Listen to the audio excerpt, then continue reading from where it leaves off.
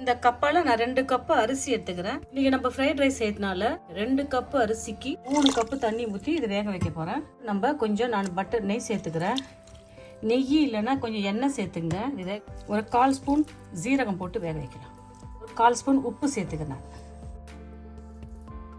இதை அப்படியே வேக வச்சு நம்ம எடுக்கலாம். அது மிக்ஸ் பண்ணியிருக்கிறாங்க.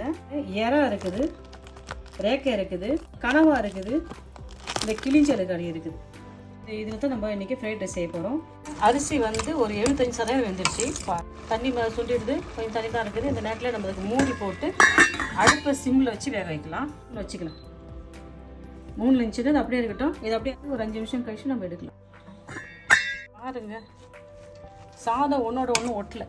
சாதம் ஒரு 80% வெந்துக்குது. இப்படி தான் ஆற வச்சு அப்படியே எடுத்து வச்சுக்கலாம். நம்ம இதை வந்து பொரிச்சு எடுத்துக்கலாம். இது எப்படி வேகட்டும். இந்த பெரிய சைஸ் உருளைக்கிழங்கு எடுத்து நான் ரொம்ப பொடிசாக நறுக்கி வச்சுக்கிறேன். ஒரு 1/4 ஸ்பூன் மிளகாய் தூள் போட்டுக்கிறேன். காரத்துக்கு மஞ்சள் தூள் சேர்த்துக்கிறேன். ஒரு 1/2 ஸ்பூன் உப்பு சேர்த்துக்கிறேன். திட்டமாக எண்ணெய் சேர்த்து இந்த உருளைக்கிழங்கை நம்ம அழகாக பொரிச்சு எடுத்துக்கலாம். இந்த உருளைக்கிழங்க இது இங்கே பாருங்கள், தண்ணி விடுது பாருங்கள். இது தண்ணி விடும். இந்த தண்ணியெல்லாம் காய்ச்சி பிறகு நம்ம இதில் மசாலா சேர்த்துக்கலாம். பாருங்கள், இப்போ இதில் தண்ணியெல்லாம் சுண்டிடுது பாருங்கள். தண்ணி சுண்டிடுச்சா சேர்த்துக்கலாம். நிறைய வேணால் 2 டேபிள் ஸ்பூன் அளவுக்கு எண்ணெய் சேர்த்துக்கலாம். ஒரு 1/2 ஸ்பூன் மிளகாய் தூள் 1/4 ஸ்பூன் மஞ்சள் தூள் சேர்த்து ஒரு 1/2 ஸ்பூன் உப்பு சேர்த்துக்கலாம். 2 டேபிள் ஸ்பூன் எண்ணெய் போட்டு அழகாக பொரிக்கிறோம். சுத்தமாக மிளகாய் தூள், மஞ்சள் தூள், உப்பு சேர்த்துக்கலாம். நல்லா அழகாக வெந்துருச்சு பாருங்கள். எல்லாம் அழகாக வெந்துருச்சு. இதை நம்ம எடுத்துடலாம். பாருங்கள், நல்லா அழகாக இதை பொரிச்சு வச்சுட்டோம். பொரிச்ச உருளைக்கிழங்க நம்ம எடுத்துடலாம். இதே எண்ணெயில் நம்ம கொஞ்சம் கத்திரிக்காய் பொரிச்சு எடுத்துக்கலாம். உருளைக்கிழங்கு வறுத்த அதே எண்ணெயிலேயே நம்ம கத்திரிக்காயை பொடியாக நறுக்கி இதில் சேர்த்துக்கிறோம். மிளகாய் தூள் சேர்த்துக்கலாம், மஞ்சள் தூள் சேர்த்துக்கலாம், ஒரு 1/4 ஸ்பூன் உப்பு சேர்த்துக்கலாம், 2 டேபிள் ஸ்பூன் எண்ணெய் சேர்த்துக்கலாம். 2 டேபிள் ஸ்பூன் எண்ணெய் சேர்த்து நம்ம இதே போல் நம்ம பொரிச்சு எடுத்துக்கலாம். கத்திரிக்காய் பொரிஞ்சிச்சு போதும். இதை அழகாக எடுத்து வச்சிடலாம். கத்திரிக்காய் நம்ம பொரிச்சு இடையே எடுத்து வச்சிட்டோம். எடுத்துக்கலாம். சுத்தமாக கொஞ்சம் எண்ணெய் சேர்த்துக்கலாம். பொடியாக நறுக்குன்னா பூண்டு சேர்த்துக்கலாம். பொடியாக நறுக்குன்னா 1 டேபிள் ஸ்பூன் அளவுக்கு பூண்டு சேர்த்து நம்ம தாளிக்கிறோம். பொடியாக நறுக்குன்னா 1 டேபிள் ஸ்பூனுக்கு இஞ்சி பூண்டு நம்ம அழகாக அதை வதக்கிட்டோம். நறுக்குன்னா வெங்காயத்தை சேர்த்து நம்ம இதை கூட வதக்கிக்கலாம். இஞ்சி பூண்டு வெங்காயம் போட்ட இடத்துல நல்லா அழகாக சுருள அதை அழகாக வதக்கிட்டோம். தக்காளி பழத்தை வெட்டி சேர்த்துக்கிறோம். ஒரு மீடியம் சைஸ் தக்காளி பழத்தை நம்ம வெட்டி சேர்த்துக்கிறோம். தக்காளி பழம் சேர்க்கலாம். இல்லை தக்காளி சவுஸ் இருந்துச்சுன்னா ஒரு 2 டேபிள் ஸ்பூன் தக்காளி சவுஸ் சேர்த்துக்கலாம். தக்காளி வெங்காயம் நல்லா அழகாக வந்துச்சு. ஒரு பச்சை மிளகாய் போட்டுக்கலாம். ஒன்று போட்டுக்கலாம். அது வாசனைக்காக பொடியாக நறுக்குன்னா கேரட் ஒரே ஒரு கேரட்டு பொடியாக நறுக்குன்னா ஒரு கேரட்டை சேர்த்து நம்ம அழகாக இதை நல்லா வதக்கிக்கலாம்.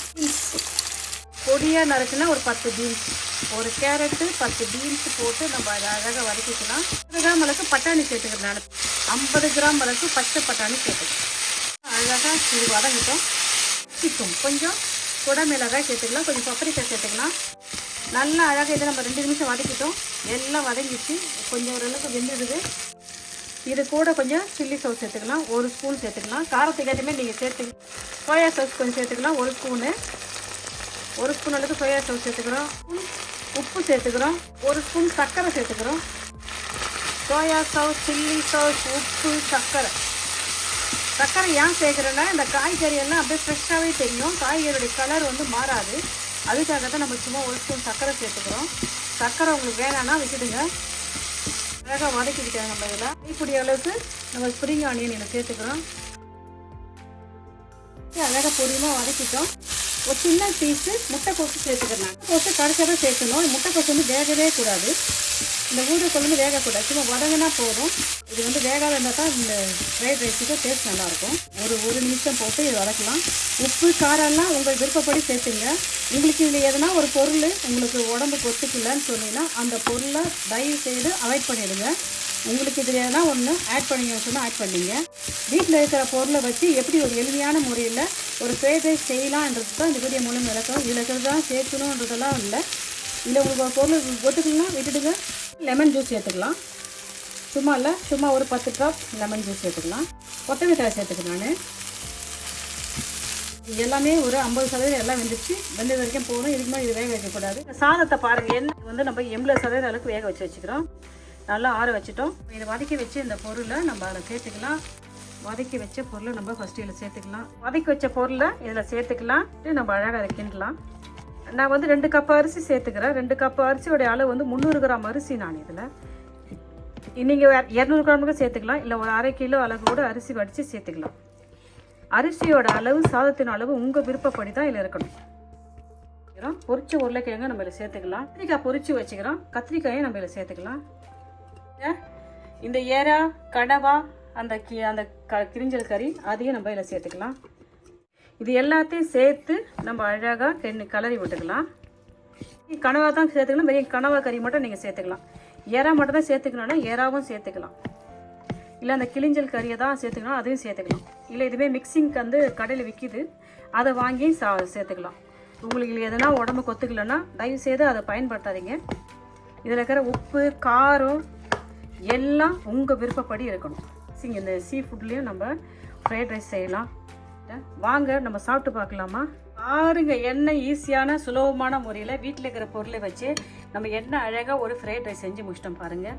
எனக்கு டைம் நம்மளுக்கு ஒரு 1/2 மணி நேரம் எடுத்தது. 1/2 மணி நேரம் அரிசியெல்லாம் ஒரு 80% வேக வச்சிடும். ஃப்ரைட் ரைஸுக்கு நம்ம அரிசி வந்து 100% வேகக்கூடிய ஒரு 85% வேக வைக்கணும். 2 சீ ஃபுட் ஃப்ரைட் ரைஸ் செஞ்சு முடிச்சிட்டோம். நம்ம ஒரு ஈஸியான முறையில் செஞ்சு முடிச்சிட்டோம். சீ ஃபுட் ஃப்ரைட் ரைஸ் செய்யலான்ட்டு இந்த வீடியோ மூலிமா உங்களுக்கு விலைக்கு சொல்லியிருக்கிறேன். உங்களுக்கு எல்லாருக்கும் இந்த வீடியோ ரொம்ப பிடிச்சிருக்கும், ரொம்ப யூஸ்ஃபுல்லாக இருக்கும், ரொம்ப பயனுள்ளதாக இருக்கும்னு நினைக்கிறேன். நீங்களும் இதே மெத்தடில் செஞ்சு பார்த்துட்டு நான் செஞ்ச இந்த சீ ஃபுட் ஃப்ரைட் ரைஸ் எப்படின்னு சொல்லுங்கப்பா. உங்களுக்கு இந்த வீடியோ பிடிச்சிருந்தா லைக் பண்ணுங்கள். உங்கள் ஃப்ரெண்ட்ஸுக்கும் ஃபேமிலிக்கும் தெரிஞ்சவங்கள்ட்டும் சொல்லி எனக்கு சப்ஸ்கிரைப் பண்ண சொல்லுங்கள். உங்களுக்கு ஒவ்வொருடைய சப்ஸ்கிரைபும் கமெண்டும் எனக்கு ரொம்ப மதிப்புள்ளது. தேங்க்யூ. சாப்பிட்டு பார்த்து சொல்லுங்கள்.